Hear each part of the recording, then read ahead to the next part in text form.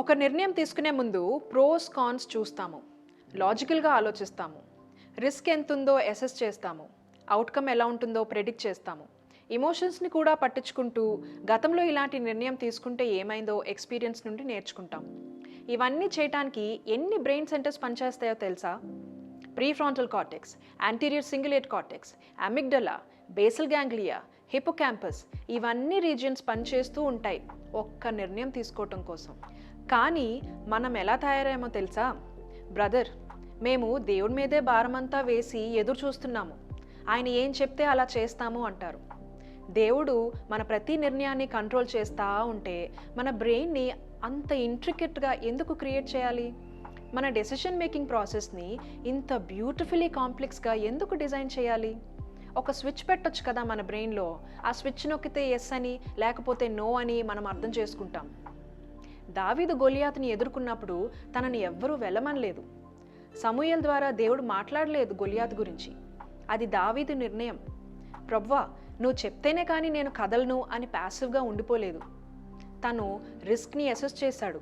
గొలియాత్ బలవంతుడే, కానీ అన్బీటబుల్ కాదు. తన పాస్ట్ ఎక్స్పీరియన్సెస్ని ఉపయోగించాడు. సింహాన్ని, ఎలుగుబంటిని ఎదుర్కొని తన గొర్రెలను కాపాడాడు కదా, ఆ ఎక్స్పీరియన్స్ని యూజ్ చేసుకున్నాడు. తనకు ఒక స్ట్రాటజీ ఉంది. అన్నింటికన్నా ముఖ్యమైనది his attitude was right with God. And then I come in the name of the Lord అని స్టెప్ తీసుకున్నాడు. నేను మెడిసిన్ చదవాలో, ఇంజనీరింగ్ చదవాలో, అసలు నేను చదవాలో లేదో, ఎవరిని పెళ్లి చేసుకోవాలో, ఎప్పుడు పెళ్లి చేసుకోవాలో, ఈ నిర్ణయాలన్నీ దేవునికి వదిలేసి ఒక వ్యర్థమైన ఎదురుచూపులో జీవితంలో ఏమీ చేయకుండా ఉండిపోతాం. దీనికి కారణం ఒకటై ఉండొచ్చు, our unwillingness to take responsibility for our decisions. ఒకవేళ ఏదైనా అనుకున్నట్టు జరగలేదు అంటే మన తండ్రి గారు ఆదాములా, ఇదిగో నువ్విచ్చిన స్త్రీ వల్లనే ఇదంతా జరిగింది అని చెప్పుకోవడానికి మనకు ఉంటుంది కదా. ప్రభువా, మీరే ఇంజనీరింగ్ చేయమన్నారు, మీరు చేయమన్నట్టే నేను చేశాను, ఇప్పుడు నాకు జాబ్ లేదు, మొత్తం మీరే చేశారు, అంతా మీ వల్లనే అని అనటానికి ఉంటుంది కదా. అందుకే మనం అలా చేస్తున్నామేమో. చాలా చర్చెస్లో ఒక వక్రీకరమైన బోధ నడుస్తుంది.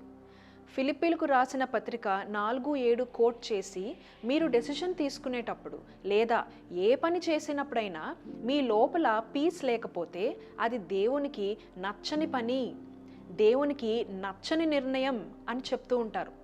ఎగ్జామ్స్ రాస్తున్నప్పుడు, ఇంటర్వ్యూస్ ఇస్తున్నప్పుడు ఎంతమందికి పీస్ ఉంటుంది? టెన్షన్ ఉంటుంది కదా. We all feel unsettled during such times. అది పీస్ కాదు కాబట్టి ఈ ఎగ్జామ్ రాయటం, ఈ జాబ్ కోసం ప్రయత్నించటం దేవుని చిత్తం కాదు అంటే ఎంత నష్టపోతాము. అసలు ఏం రాస్తుంది ఫిలిపియన్స్ 4:7లో?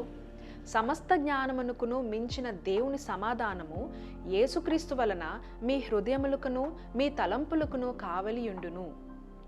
తప్పుడు బోధ చేసేవాళ్ళు సమస్త జ్ఞానముకు మించిన దేవుని సమాధానము అనే ఒక ఫ్రేజ్ పట్టుకుని మీ న్యాచురల్ ఇంటెలిజెన్స్ అండ్ థాట్ ప్రాసెస్ని ఓవర్ రైడ్ చేస్తుంది ఈ సమాధానం అని అంటారు.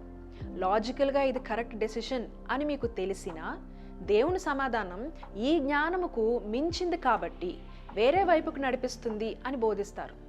ఇదంతా ఎందుకు మనకి? అసలు ఏమీ ఆలోచించకుండా ప్రార్థన చేస్తే ఆయనే చెప్పేస్తాడు కదా మనకి ఏం చెయ్యాలో అనే పాయింట్కి వెళ్ళిపోతాము. ఆ తర్వాత ప్యాసివ్గా మిగిలిపోతాం. మీ క్యాన్సర్ అడ్వాన్స్డ్ స్టేజ్లో ఉంది, మీరెంతో కాలం బ్రతకరు లాంటి షాటరింగ్ న్యూస్ విన్నా సరే దేవుని సమాధానం భయపడకుండా మన హృదయాల్ని కాపుగాస్తుంది అని ఫిలిపియన్స్ 4:7 అర్థం. అంతేగాని ఈ పీస్ని రెడ్ లైట్గా, గ్రీన్ లైట్గా వాడుకోమని కాదు. దేవునికి మనం ఒకరోజు లెక్క చెప్పాల్సి వస్తుంది. మన జీవితంలో ఏం చేశాం, మన తలాంతులతో ఏం చేశాం, స్కిల్ సెట్స్ తోటి, గిఫ్ట్స్ తోటి ఏం చేశామని దేవునికి సమాధానం చెప్పుకోవాల్సిన రోజు ఒకటి వస్తుంది. Let's not waste away our life in passivity and inactivity. Let's take decisions, daring decisions for the glory of God.